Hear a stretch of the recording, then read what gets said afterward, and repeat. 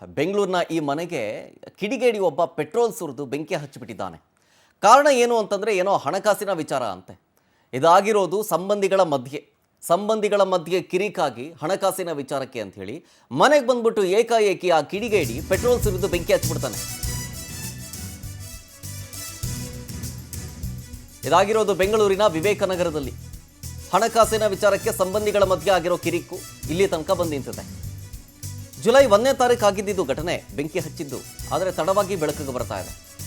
ಈ ಬೆಂಕಿ ಹಚ್ಚಿದ ಭಯಾನಕ ದೃಶ್ಯ ಆ ಮನೆಯಲ್ಲಿದ್ದಂಥ CCTVಯಲ್ಲಿ ಸರಿಯಾಗಿದೆ ನೋಡಿ. ದುಡ್ಡು ಅನ್ನೋದು, ಆಸ್ತಿ ಅನ್ನೋದು ಏನೆಲ್ಲ ಮಾಡಿಸ್ಬಿಡುತ್ತೆ ಅಂತ. ಇಲ್ಲ ಆಗಿದ್ದು ಅದೇ. ಏನು ಕೊಲೆ ಮಾಡೋದಕ್ಕೆ ಪ್ರಯತ್ನ ಪಟ್ರ ಅಂತ, ಅಟೆಂಪ್ಟ್ ಮಾಡ್ರ ಅಂತ. ಇದು ಉದ್ದೇಶಪೂರ್ವಕವಾಗಿಯೇ ಮಾಡಿರೋದು ಇದು ನೋಡಿ. ಆ ಮನೆಯ CCTV ವಿಜುವಲ್ಸು. ಕೈಯಲ್ಲಿ ಒಂದು ಬಾಟ್ಲಿ ಇದೆಯಲ್ಲ, ಬಾಟ್ಲಲ್ಲಿ ಪೆಟ್ರೋಲ್ ಎತ್ಕೊಂಡ್ಬರ್ತಾನೆ. ಪೆಟ್ರೋಲ್ ತಗೊಂಡು ಬಂದು ಆತ ಗೇಟನ್ನು ಓಪನ್ ಮಾಡ್ತಾನೆ.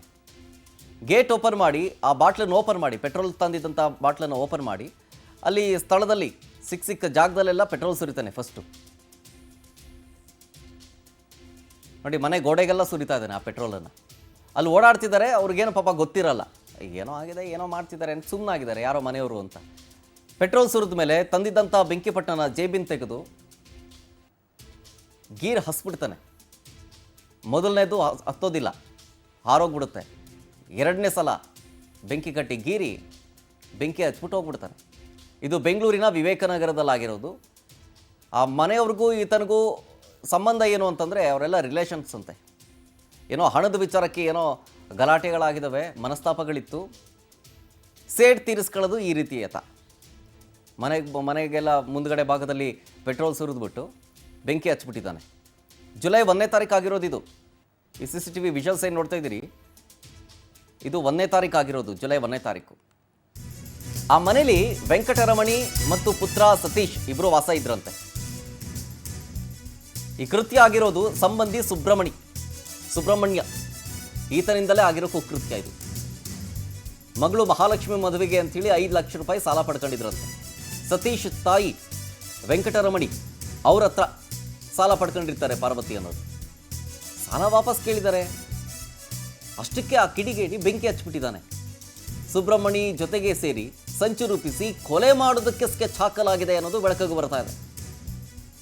ಜುಲೈ 1ನೇ ತಾರೀಕು ಆಗಿರೋದು, 3 ಡೇಸ್ ಬ್ಯಾಕ್ ಇದು ಆಗಿರೋದು ನೋಡಿ. ಆ ಸುಟ್ಟಿದ್ದು ಆಫ್ಟರ್ ಎಫೆಕ್ಟ್ ನೋಡಿ ಹೆಂಗಾಗಿದೆ.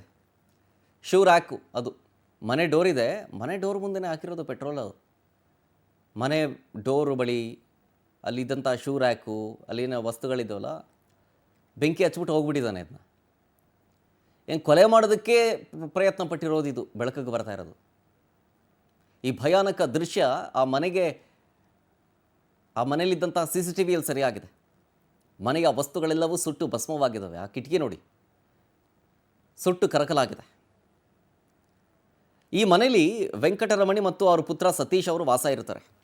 ಏನೋ ದುಡ್ಡು ಮಗಳ ಮದುವೆಗೆ ಅಂಥೇಳಿ, ಮಹಾಲಕ್ಷ್ಮಿ ಮದುವೆಗೆ ಅಂಥೇಳಿ 5 ಲಕ್ಷ ರೂಪಾಯಿ ಸಾಲ ಪಡ್ಕೊಂಡಿರ್ತಾರೆ. ಸಾಲ ವಾಪಸ್ ಕೇಳಿದ್ದಕ್ಕೆ ಈ ಕೃತ್ಯ ಎಸಗಿರೋದು.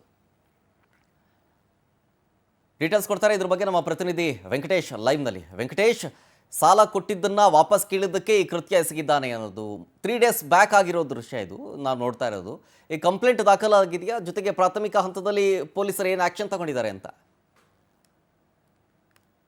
ನಗರದಲ್ಲಿರುವಂತಹ ಒಂದು 4ನೇ ಕ್ರಾಸ್ ಈ ಒಂದು ಅಲ್ಲಿ ಒಂದು ಮನೆ ಇರುವಂತದ್ದು. ಆ ಮನೆಯಲ್ಲಿ 4 ಜನ ವಾಸ ಮಾಡ್ತಾ ಇರ್ತಾರೆ. ಏನು ಈ ಬೆಂಕಿ ಬಿದ್ದಿರುವಂತಹ ಮನೆಯಲ್ಲಿ 4 ಜನ ವಾಸ ಮಾಡ್ತಾ ಇರ್ತಾರೆ. ವೆಂಕಟರಮಣಿ ಮತ್ತು ಸತೀಶ್ ಕುಮಾರ್ ಮತ್ತು ಅವರ ಸಹೋದರ ಕೂಡ. 3 ಅಂತಸ್ತಿನ ಮನೆ ಇರುವಂತದ್ದು. ಕೆಳಗಡೆ ಮನೆಯಲ್ಲಿ ತಮ್ಮ ವಾಸ ಮಾಡ್ತಾ ಇದ್ರೆ, ಮೇಲೆ ಮನೆಯಲ್ಲಿ ಸುಬ್ರಹ್ಮಣಿ ಮತ್ತು ಸತೀಶ್ ಕುಮಾರ್ ಅವರು ವಾಸ ಮಾಡ್ತಾ ಇದ್ದಾರೆ. ಈ ವೆಂಕಟರಮಣಿ ಅವರ ಸಹೋದರರಾಗಿರುವಂತಹ ಅವರು ಮಹಾಲಕ್ಷ್ಮಿ ಅನ್ನುವಂತವರಿಗೆ ಒಂದು 5 ಲಕ್ಷ ರೂಪಾಯಿ ಹಣವನ್ನು ಕೊಟ್ಟಿರ್ತಾರೆ. ಅವರ ಮಗಳ ಮದುವೆ ಅಂದ್ರೆ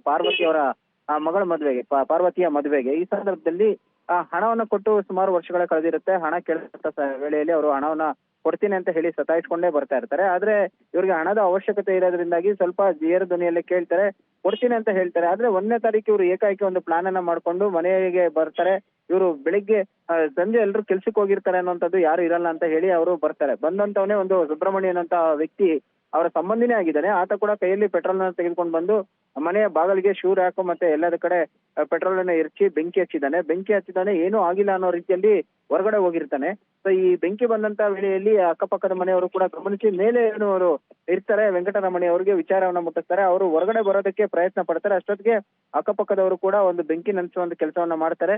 ಸೊ ಹೊರಗಡೆ ಬಂದು ಅವರ ಮಗನಿಗೆ ಸತೀಶ್ ಕುಮಾರ್ ಅವರಿಗೆ ವಿಚಾರವನ್ನ ಮುಟ್ಟಿಸ್ತಾರೆ. ಅವರು ಕೆಲಸದಲ್ಲಿದ್ದಂತ ವೇಳೆಯಲ್ಲಿ ಮನೆಗೆ ಬರ್ತಾರೆ. ಬಂದು CCTV ಏನೋ ಒಂದು ಅಳವಡಿಸಿರ್ತಾರೆ. ಅದ್ರಲ್ಲಿ ನೋಡಿದಂತ ವೇಳೆಯಲ್ಲಿ ಸೊ ಈ ಪೆಟ್ರೋಲ್ ಬಿಟ್ಟಿರುವಂತಹ ವ್ಯಕ್ತಿ ಯಾರು ಅನ್ನೋದು ಕೂಡ ಡೌಟ್ ಬರುತ್ತೆ. ಆಗ ಪೊಲೀಸರಿಗೆ ಕಂಪ್ಲೇಂಟ್ ಕೊಟ್ಟು ಈ CCTV ಯನ್ನು ಕೊಡ್ತಾರೆ. ತನಿಖೆ ಮಾಡದಂತಹ ವೇಳೆಯಲ್ಲಿ ಆಗ ಅವರು ಹೇಳುವಂತಹದ್ದು ಅಂದ್ರೆ ಈ ಸುಬ್ರಹ್ಮಣ್ಯನ್ ಅಂತಹ ವ್ಯಕ್ತಿ ಈ ರೀತಿಯಾದಂತಹ ಕೃತ್ಯವನ್ನ ಮಾಡಿದ್ದಾನೆ ಅಂತೇಳಿ, ಅಂದ್ರೆ ಹಣಕಾಸಿನ ವಿಚಾರವಾಗಿ ಈ ರೀತಿಯಾದಂತಹ ಒಂದು ಕೃತ್ಯ ಆಗಿರುವಂತದ್ದು. ಈಗ ವಿವೇಕನಗರ ಪೊಲೀಸ್ ಠಾಣೆಯಲ್ಲಿ FIR ದಾಖಲಾಗಿದೆ. ಆರೋಪಿ ಸುಬ್ರಹ್ಮಣ್ಯ ಕೂಡ ಎಸ್ಕೇಪ್ ಆಗಿದ್ದಾನೆ.